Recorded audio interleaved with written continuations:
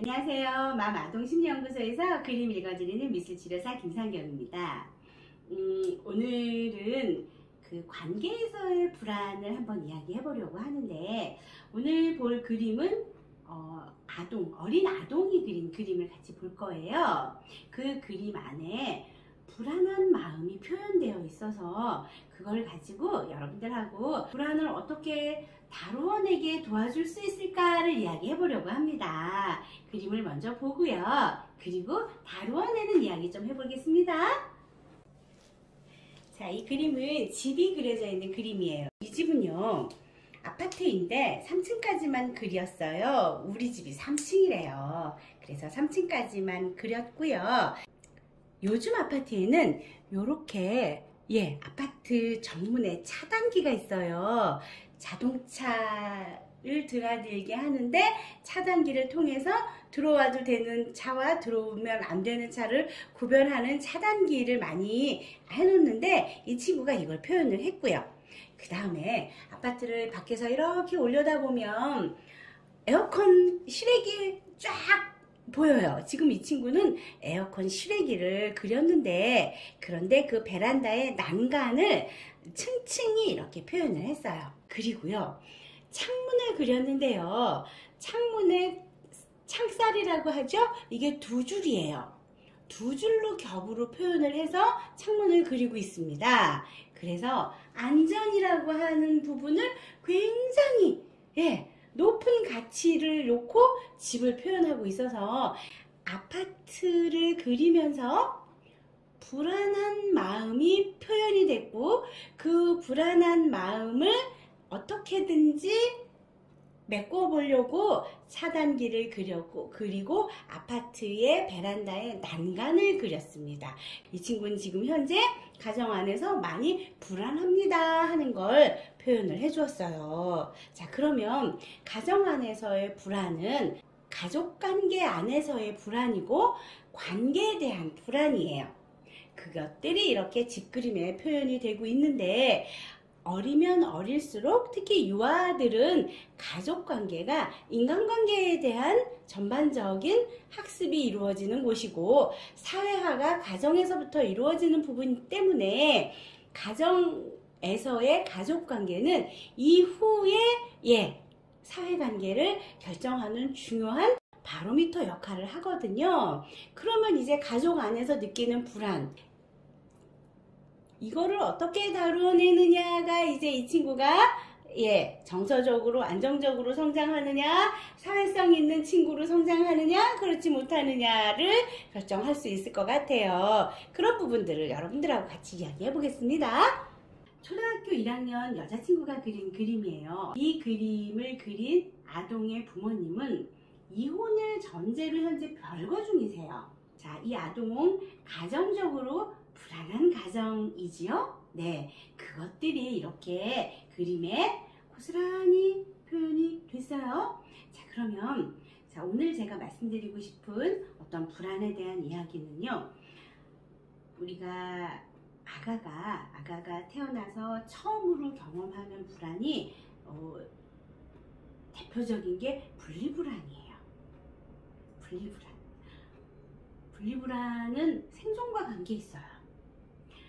내가 나를 돌봐주는 나의 엄마하고 떨어지면 나는 생존의 위협을 느끼죠. 그래서 분리불안은 생존과 관련이 있는 아주 절대적인 불안인데, 자, 이 불안은 어떻게 극복해죠? 우리 보통 경험으로 극복해요. 아, 엄마가 잠깐 나갔다가 다시 오는구나. 시간이 좀 지나니까 다시 나를 만나러 오는구나. 날 보살펴 주는구나 하는 경험으로 극복해요. 그 경험이 애착을 형성해 주죠. 애착을 만들어 줍니다. 안정 애착이 만들어지기도 하고, 이제 불안정 애착이 만들어지기도 합니다. 그 애착이 이후에 내가 경험하는 많은 불안을 어떻게 다루어낼 것인가를 결정하게 해줘요.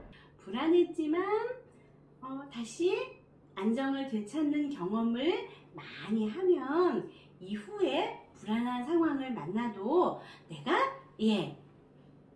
엄마를 안전기지 삼아서 내가 그걸 극복하려고 노력을 하게 되거든요. 자, 그런데 엄마가 안전기지가 되지 못하면 이제 그걸 극복하려고 노력하는 데 많은 어려움을 겪게 되죠. 자, 그 다음에는요.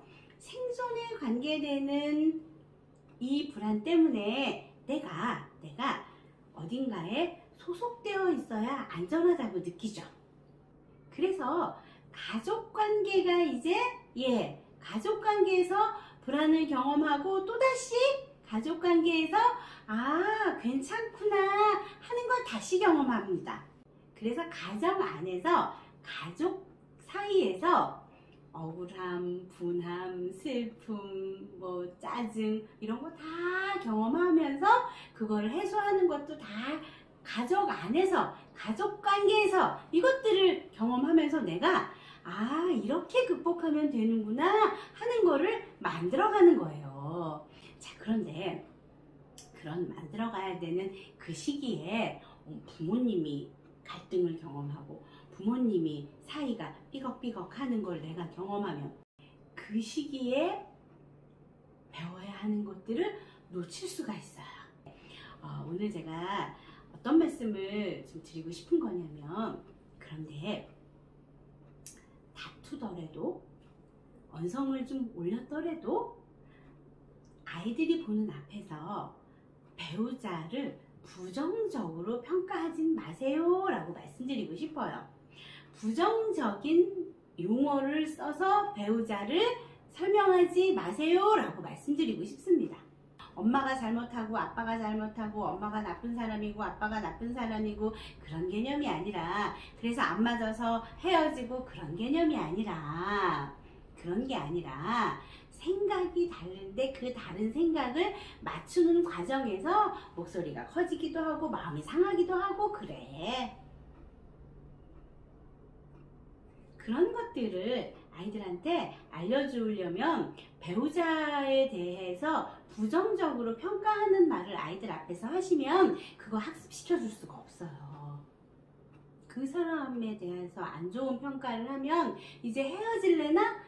그러면 난 어떡하지? 그래서 극도로 불안해지거든요. 그래서 배우자에 대한 부정적인 평가 아이들 앞에서 하지 마세요. 이거 말씀드리고 싶습니다. 어린 아이를 키우시는 젊은 엄마 아빠들에게 이야기하고 싶은 부분이에요. 아이들 앞에서 배우자에 대해서 부정적으로 이야기하면 아이들은 생존에 대한 불안을 느끼게 됩니다. 그거 꼭 잊지 마세요 라고 말씀드리고요. 이제 다루어내는 거는 또 다음에 얘기해 볼게요. 안녕히 계세요.